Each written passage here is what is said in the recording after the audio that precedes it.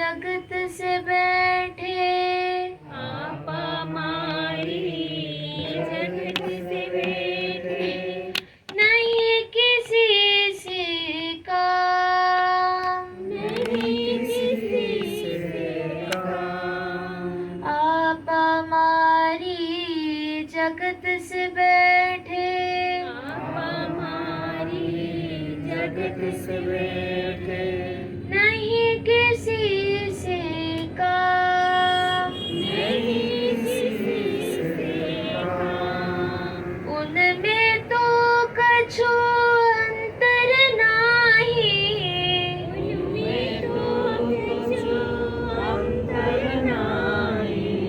संत कहो चाहे राम, संत कहो चाहे राम, जिन्होंने मन जीत लिया, जिन्होंने मन जीत लिया। मैं तो उन संतों का दास जिन्होंने मन जीत लिया। मैं तो उन संतों का दास, जिन्होंने मन जीत लिया। नरसिंह जी के सतगुरु स्वामी, नरसिंह जी के सतगुरु स्वामी, वह रस दिया पिलाए, ओस दिया पिलाए। नरसिंह जी के सतगुरु स्वामी, नरसिंह जी के सतगुरु स्वामी, वह रस दिया पिलाए, ओस दिया पिलाए। एक बूंद सागर में मिल गए, एक बूंद सा सागर मिल गए। क्या करेगा यमराज, जिन्होंने मन जीत लिया। जिन्होंने मन जीत लिया। मैं तो उन संतों का दास जिन्होंने मन जीत लिया। मैं तो उन संतों का दास, जिन्होंने मन जीत लिया।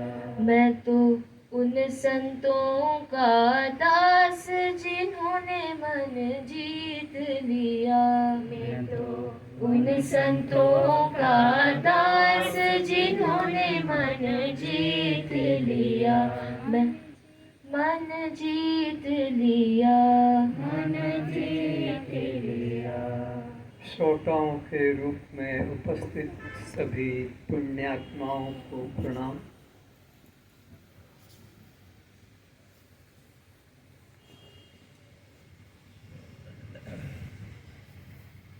संत कबीरदास जी भी यही कहते हैं, मन के हारे हार है, मन के जीते जीत। कहे कबीर हरि पाइए, मन ही के प्रति।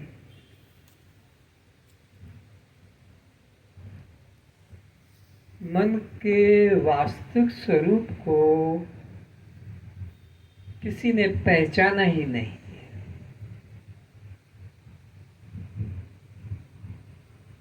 जो सद्गुरु के शरणापन्न हो गए हैं और जिन्होंने एक अद्वैत तत्व का बोध जागृत कर लिया है कि यहाँ एक ब्रह्म के अलावा अन्य किंचित भी नहीं है। कहाँ मन है और कहाँ हार है और कहाँ जीत है। हार जीत तो दो में होती है। मान अपमान दो में होता है, प्रेम घृणा दो में होती है। यहाँ तो एक ही तत्व,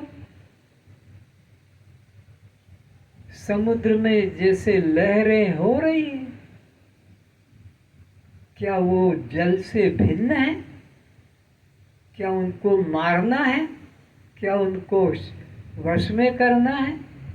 वो कुछ है ही नहीं। और अगर लहर है तो जल ही है, जल से पृथक उनकी कोई सत्ता नहीं, तो वो क्या हानि करेगी। रस्सी का सांप किसको डस सकेगा, वो है ही नहीं, और अगर है तो वो रस्सी से भिन्न कुछ भी नहीं है। वो सर्व प्रतीत हो रहा है अंधकार से, मंद अंधकार से, पर वो है नहीं। इसी प्रकार यहाँ पर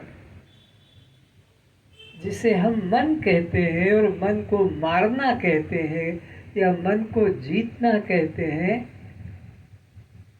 कृष्ण भगवान कहते हैं ये कोई मन अन्य देश का नहीं है, कोई परदेश का नहीं है जिससे तुम विरोध करो।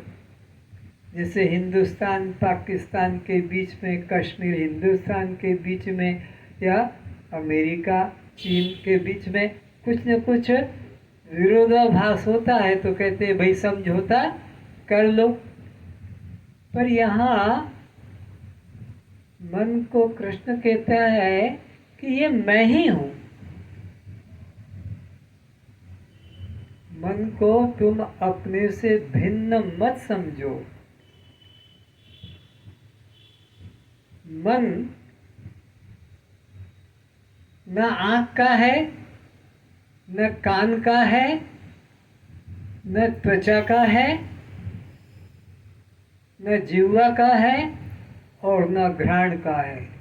किसी को अधिकार नहीं जो कह सके आँख की मन मेरा, कान कह सकेगी मन मेरा, जीवा कह सकेगी मन मेरा, नासिका कह सकेगी मन मेरा, कि त्वचा कह सकेगी मन मेरा। किसी को अधिकार नहीं, कोई भी इंद्रिय नहीं कह सकती कि मन मेरा।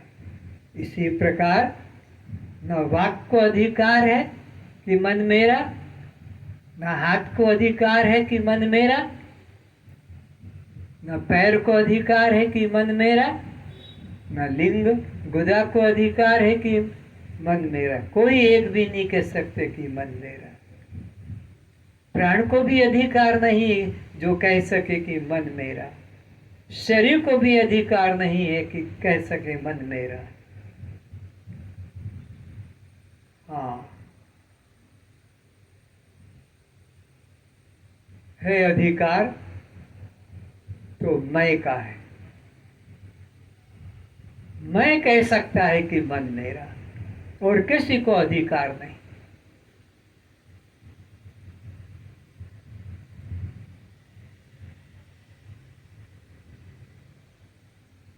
इसीलिए कहते कि मेरा मन,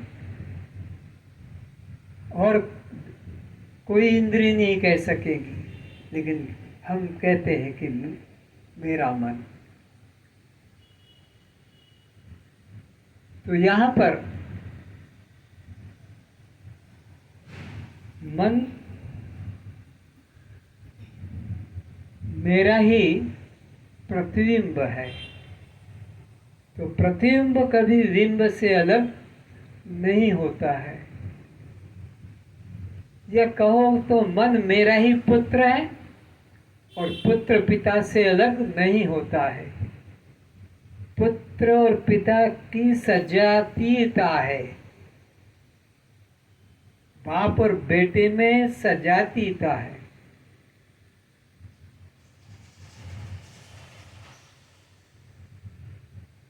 मन न दादा का है, न काका का है, न मामा का है, न पत्नी का है, किसी का नहीं है। मन है तो मेरा है, मेरा कहने का अधिकार है।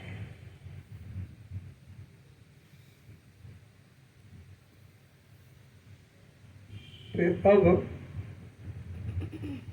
बात इतनी पकड़ में आ गई कि मन किसी का नहीं है, मन है तो मेरा है। और ये मेरा पिता माता की तरह, शरीर की तरह इंद्रियों की तरह ये अलग नहीं है, क्योंकि आँख मेरी, कान मेरा, त्वचा मेरी, जिह्वा मेरी, पैर मेरा, हाथ मेरा, प्राण मेरे, किडनी मेरी, लीवर मेरा, बाल मेरे, नाक, इन सब में, ये सब में मेरापना है।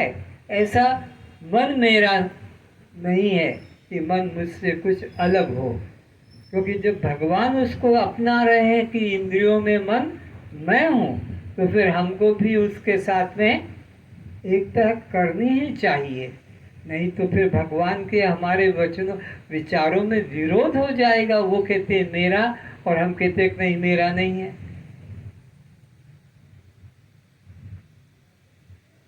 तो इस तरह से मन मुझसे भिन्न अन्य सत्ता वाला नहीं है, तो वो मेरे की क्या हानि करेगा।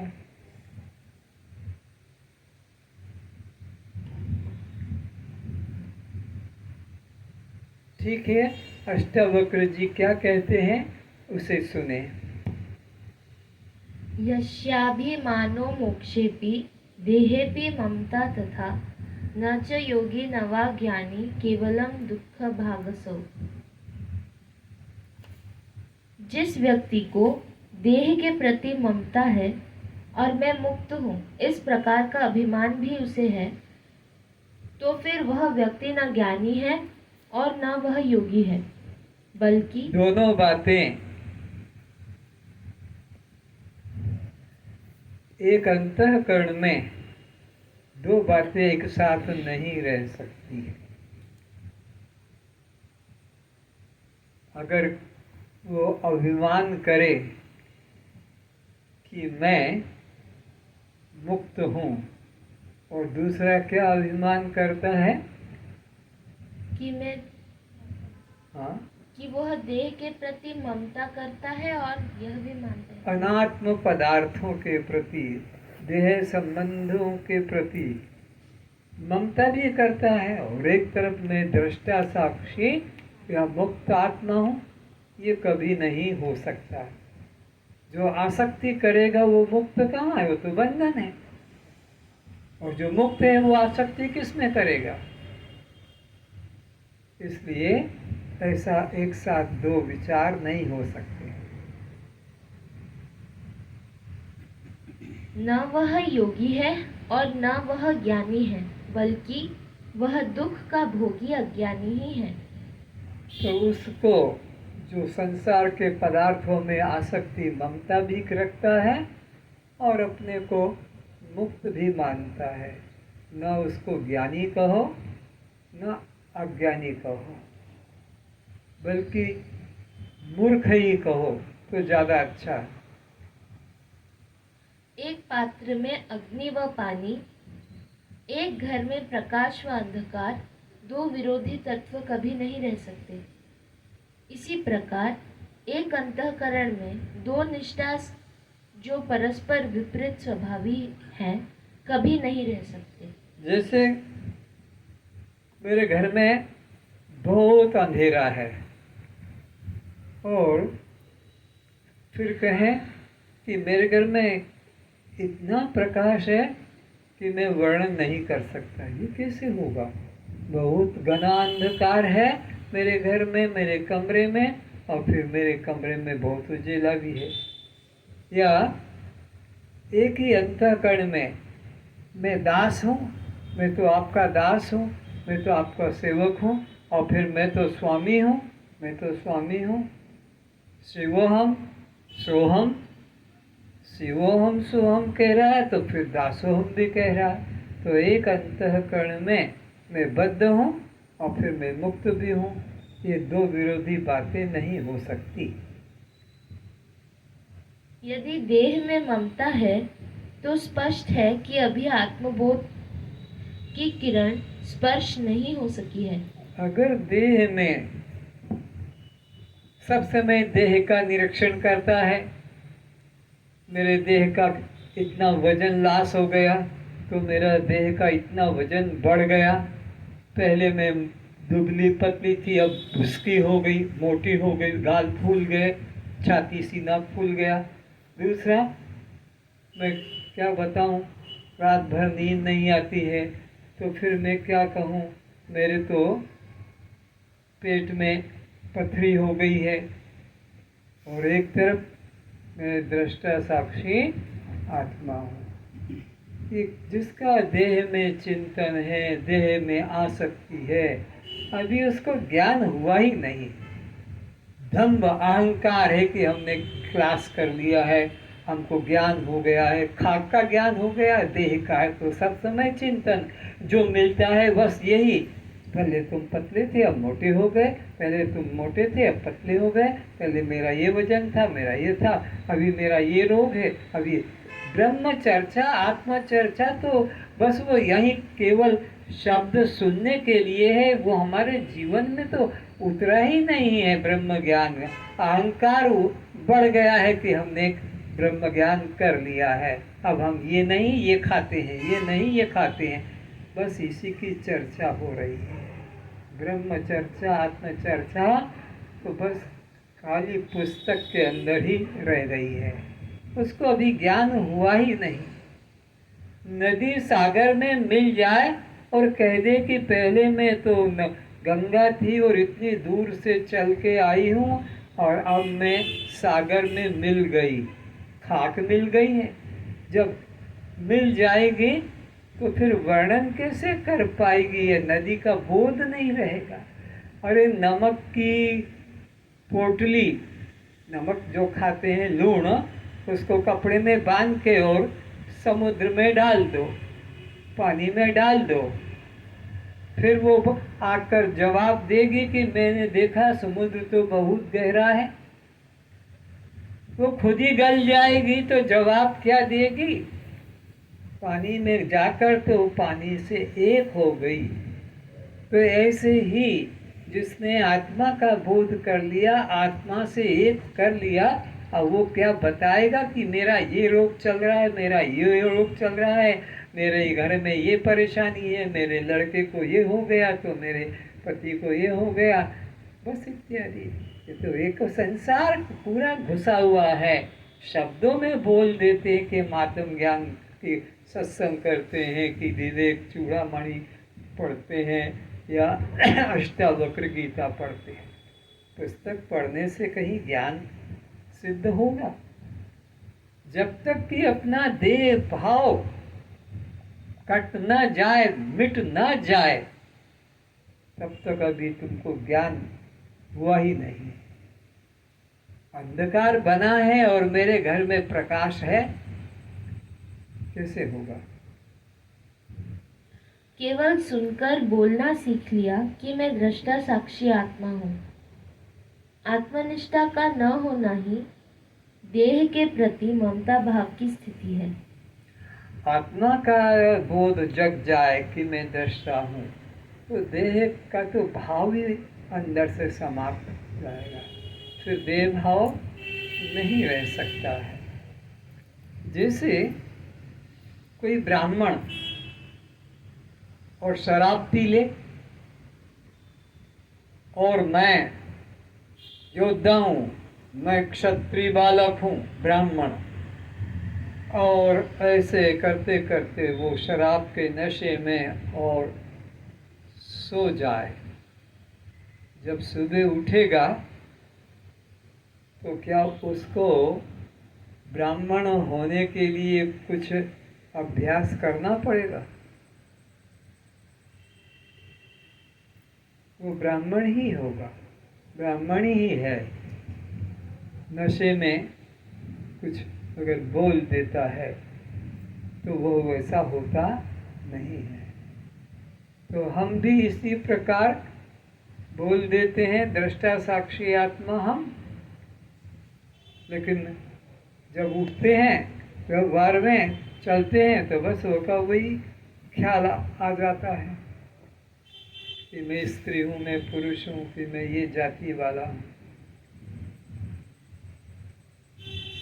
तो अपने अंदर देह भाव को मिटा देने का ही सब समय चिंतन मनन संकल्प होना चाहिए। हर समय देह अपना काम कर रहा है, रिश्ता अपनी जगह पर है, बाप का, बेटे का, पति का, पत्नी का, मित्र का, नौकर का, ये अपनी जगह, ये देह के साथ है। लेकिन मैं तो देह के साथ नहीं हूँ, मैं तो देह नहीं, देह मेरा नहीं, देह है तो पंचभूतों का है, ये मैं नहीं। ऐसा मन में द्वंद्व या कहो युद्ध चलते ही रहना चाहिए। यही तुम्हारा कौरव पांडवों का युद्ध है।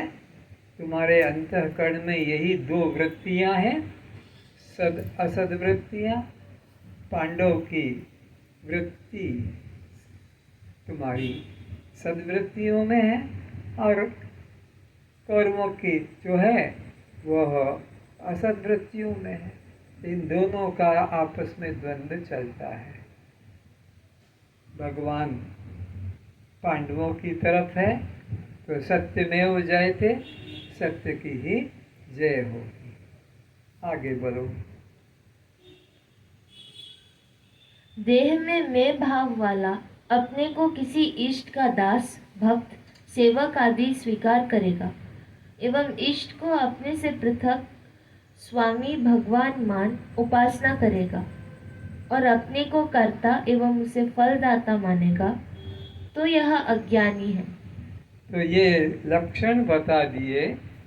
अज्ञानी को अपने आप ये बोध हो जाएगा कि मैं ज्ञानी हूँ या अज्ञानी हूँ। अज्ञानी हूँ, उसको किसी से प्रमाण पत्र मिलना नहीं, अपने मन की अवस्था को जान ले कि वो अपने को क्या मानकर जी रहा है। अगर देह भाव, कर्ता भाव, जीव भाव है तो अभी वह अज्ञानी ही है। और अगर मेरे में देह भाव नहीं, मैं तो दृष्टा साक्षी आत्मा हूँ, देह से मेरा कोई संबंध नहीं, ऐसी अगर दृढ़ निष्ठा अंदर है तो फिर वो ज्ञानी है। पर अंदर है कि हम बोल लेते कि हमारे अंदर तो आत्मनिष्ठा है, लेकिन चिंतन तो देह का ही चल रहा है। संबंध देहियों के जो है वही हमारे मन में घुसे हुए हैं। ये मेरा, ये मेरी, ये मेरे, बस उसी में हमारा दिनचर्या होती है। लेकिन मेरे गुरु, मेरे प्रभु, मेरे भगवान बस एक वही है और कोई दुनिया में नहीं। चाहे वो सामने बैठा हो, बाप बेटा, पति पत्नी पुत्र, वो मुँह से नहीं बोलना है, एक अंदर जानना है। पति देखकर, पत्नी देखकर, पिता माता देखकर, ये सब मैं नहीं और ये मेरे नहीं, ये सब हैं तो इस देह के साथ संबंध रखने वाले हैं। ये अपने मन में चिंतन करो, वाणी से तो कुछ मत बोलो। वाणी से तो जो है उसका उसी तरह से संबंध व्यवहार करो। उसका समाज में हमें प्रोपेगेंडा नहीं करना कि मैं तो ब्रह्म ज्ञानी हो गया और मुझे ज्ञान हो गया और अब मेरा कोई पति नहीं, पत्नी नहीं, मेरा बाप नहीं, बेटा नहीं, तो जूते खाओगे। ये समाज में नहीं बोलना है, घर में भी नहीं बोलना है, वाणी के बाहर ये शब्द नहीं लाना, अंदर ही अंदर चिंतन करना है। कैसा? जैसे हमारा किसी अन्य स्त्री से प्यार हो जाए, हमारा किसी अन्य पुरुष से प्यार हो जाए और हम घर का सब काम भी करते रहते हैं, पर अंदर अंदर उस स्त्री का, अंदर अंदर उस पुरुष का प्यार चिंतन भी चलता रहता है। कुछ वाणी से प्रकट ही नहीं करते, होने ही नहीं देते हैं, हर तरह से उसको ऐसा ढक कर छुपा कर रखते हैं। जार प्यार जिसको कहते हैं, ऐसा ही परमात्मा का हमारा जार प्यार कर, किसी को प्रकट न करें कि हमको राम नाम की चादर लपेटना पड़े कि राधे श्याम का बार बार हर श्वास में उच्चारण करते रहा, जय श्री राम, जय श्री राम, जय श्री राम, जय श्री राम, माला लेकर हाथ में और ऐसे करते। ये बहुत दिखावा चल रहा है।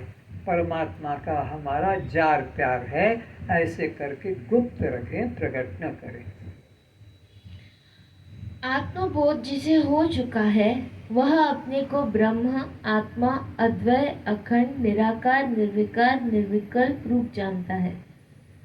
कैसा जानता है वो अपने को? एक घर में, एक शरीर में, एक पिंजरे में जैसे तोता है, ऐसा वो नहीं रहता है, बल्कि अपने को अखंड, सर्वव्यापक, क्या क्या और विशेषण है?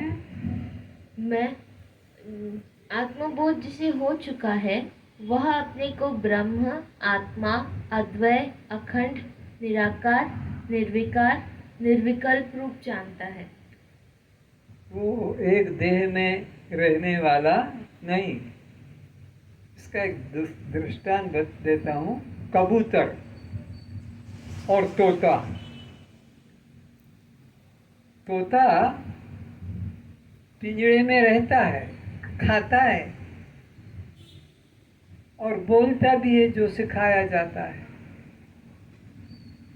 कबूतर वो भी दाना जो डालते हो चुगता है,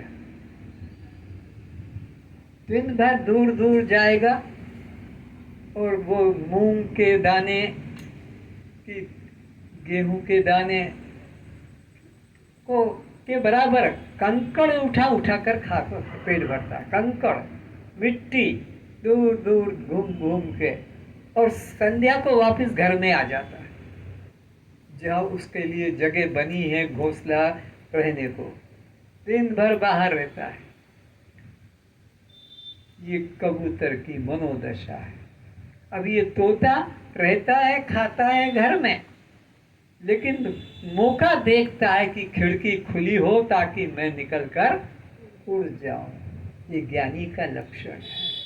रहता है संसार में, परिवार में, लेकिन मन उसका अपने आत्मा में, अपने प्रभु में लगा रहता है और मौका ढूंढता रहता, कब मौका मिले कि मैं इस जंजाल से, इस परिवार से, इस बंधन से मैं निकल जाऊं और फिर कबूतर की तरह घुस जाऊं। ऐसा नहीं तो ऐसे कुछ जाते दिखाते हैं वैराग्य, हमने तो संन्यास ले लिया और फिर घर में आ जाते हैं।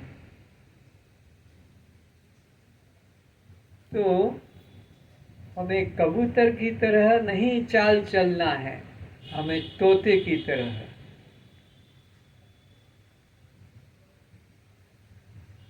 ठीक है?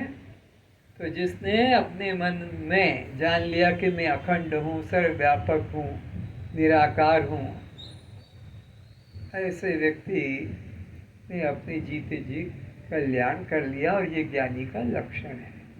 वो एक देह में अपने को एक पिंजरे में नहीं मानता है, बल्कि अहम सर्वम, अहम वेदम सर्वम, आत्मवेदम सर्वम, एक आत्मा के अलावा और कुछ भी नहीं, सब एक आत्मा, ऐसा भाव रखता है। अतः जो देह में अहमता ममता रखता है और मोक्ष का अभिमान करता है वह दुख को ही प्राप्त करेगा। जो देह में तो ममता रखता है, आसक्ति रखता है और अपने को मानता है कि मैं मुक्त हो गया हूँ, मुझे ज्ञान हो गया है, वो दुख को ही प्राप्त करेगा। उसे अखंड आनंद मुक्ति मिल ही नहीं सकती। अज्ञानी को न लोक का सुख पूरा मिल पाएगा न परलोक का। हरो यद्योपदेष्टाते हरिः कमलजो अपि वा तथापि न तव स्वास्थ्यम सर्वविस्मरणाद्रुते। चाहे तुमको महादेव उपदेश करे या विष्णु उपदेश करे, चाहे ब्रह्मा उपदेश करे या चाहे निरंजन उपदेश करे, तुमको कदापि सुखानुभूति, शांति प्राप्त नहीं हो सकेगी, क्योंकि तुम जब तक चित्त का त्याग नहीं किया है, क्योंकि तुमने चित्त का त्याग नहीं किया है। कोई भी उपदेश करे, साक्षात नारायण करे कि ब्रह्मा करे या कोई जगत गुरु करे, लेकिन तुमने अगर चित्त का त्याग नहीं किया है,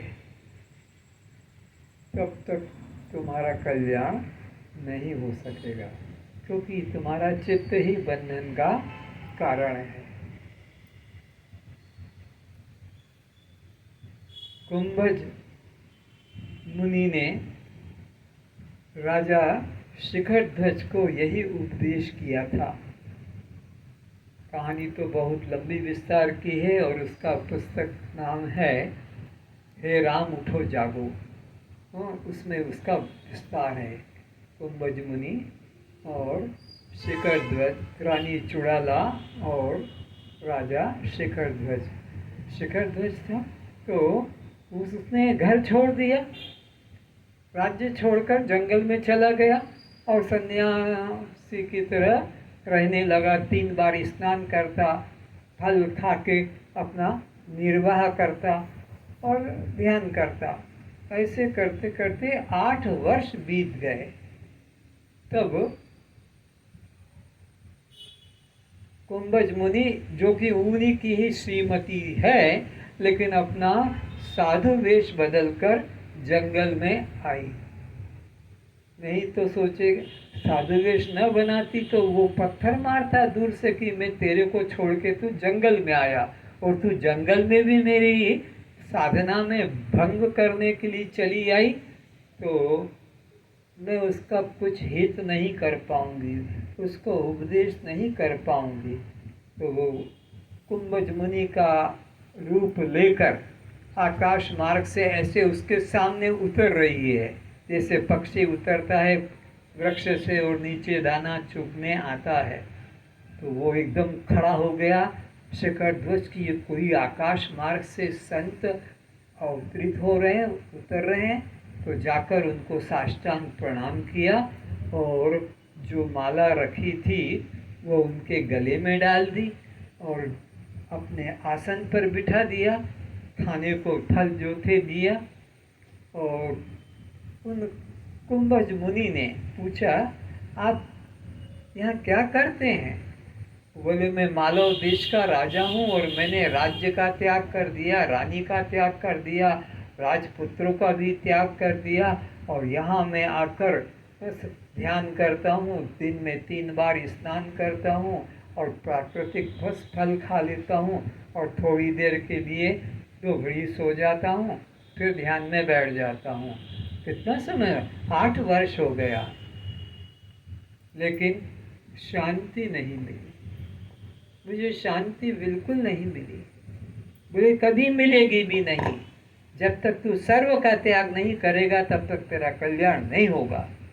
बोले, महाराज क्या बात करते हैं? मैंने राज्य का त्याग कर दिया, रानी का त्याग कर दिया, महल का त्याग कर दिया, खजाने का, पुत्र का, सबका त्याग कर दिया। बोले, झूठ मत बोल, गलत मत बोल। अरे इस राज पर तो पहले कितने ही और अहंकार कर कर के वो भी मरकर चले गए। किसी और का था, तू बैठ गया, तेरे बाद में कोई और बैठ जाएगा। और रानी का त्याग, घमंड मत कर। वो किसी बाप की बेटी थी, तूने उसको पकड़ के ले आया, हाथ पकड़ कर अपनी पत्नी बना कर रख लिया। और तेरी कहाँ से पत्नी आई? और ये महल तो ये सब पहले से ही था, और था तो सीमेंट का, चूने का, ईंट का था। तेरा क्या इसमें? सर्व का त्याग करेगा तब कल्याण होगा। अभी तूने यहाँ झोपड़ा बना लिया है जंगल में आकर। वहां महल का अहंकार था, अभी झोपड़ी का। तो उसने कहा कि ये सब का त्याग, सर्व का त्याग नहीं, सर्व का त्याग नहीं हुआ। तो उसने झोपड़ी में आग लगा दी और अपना माला का सामान, पूजा का आसन वो अलग कर लिया, अपनी लिंगोट वगैरह अलग कर दी। बोले, महाराज अब तो मैंने अपना इस झोपड़ी का भी त्याग कर दिया, अब तो सर्व का त्याग हुआ। बोले, बिल्कुल गलत कह रहा है। इसमें झोपड़ी में तेरा क्या था? यहीं से तूने है तो बांस बल्लियाँ काट कर और छप्पर डाल लिया, दीवार यहीं की मिट्टी को, और आश्रम बना लिया, झोपड़ी बना ली। तेरा क्या है इसमें? सर्व का त्याग कर। सोचा क्या रह गया? तो अपना आसन को भी आग में डाल दिया, अपनी तुम्बी को भी, माला को भी आग में डाल दिया। बोले, महाराज अब तो सब कुछ हो गया, अब तो सर्व का त्याग हो गया। बोले अभी सर्व का त्याग का हुआ? तो सोचे ये नंगा करके छोड़ेगा मेरे को, तो अपनी लिंगोट को भी लेकर और आग में डाल दिया। अब तो महाराज सर्व का त्याग हुआ। बोले तेरा क्या है, ये तो सूत था और सूत का कपड़ा था और पहन लिया तूने। कुछ नजर ही नहीं आ रहा कि अब अभी भी सर्व का त्याग नहीं। तो थोड़ा वो पहाड़ी था, उस पे लपक कर चढ़ा। कहा महाराज अब मैं सर्व का त्याग करने जा रहा हूँ। बोले क्या करेगा? बोले मैं इस देह को, अब यही बचा है, तुम मेरे को तो जिंदा देखना नहीं चाहते, अब मैं इसको भी छोड़ता हूँ। बोले क्यों अहंकार करता है? ये तेरा कहाँ से आया है? तेरे बाप का वीरी का बना हुआ, तेरे माँ के गर्भ में ये शरीर बना था, या 5 महाभूतों का, इसमें तेरा क्या है? न आकाश है, न वायु, न तेज, न जल, न पृथ्वी। ये 5 महाभूत से बना है। न तू आकाश है, न तू वायु है, न तू तेज है, न तू जल है, न तू पृथ्वी है। तो जब 5 भूत नहीं, तो फिर 5 भूतों से बना शरीर भी तू नहीं है। सुकान नीचे क्या देख रहे हो? हाँ कुछ नीचे देख रहे हो, पढ़ रहे हो क्या? तो इस तरह से एक भी भूत तू नहीं, तो 5 भूत से बना शरीर। अब तो परेशान हो गया कि अब जब शरीर को भी मैं छोड़ रहा हूँ, तब भी ये महात्मा कहते हैं कि सर्व का त्याग नहीं। तो फिर आखिरकार में उन्हीं के चरणों में जाकर गिर गया कि अब आप ही मुझे बताइए कि सर्व का त्याग कैसे होता है। अरे ये चित्त का त्याग ही सर्व का त्याग है। इस चित्त ने महल बनाया, रानी बनाई थी, राजपुत्र बनाए थे। अब इसी चित्त ने आकर जंगल और यहाँ पर आकर झोपड़ा और ये किया है। चित्त का त्याग सर्व का त्याग। आगे कहते हैं भक्त की भक्ति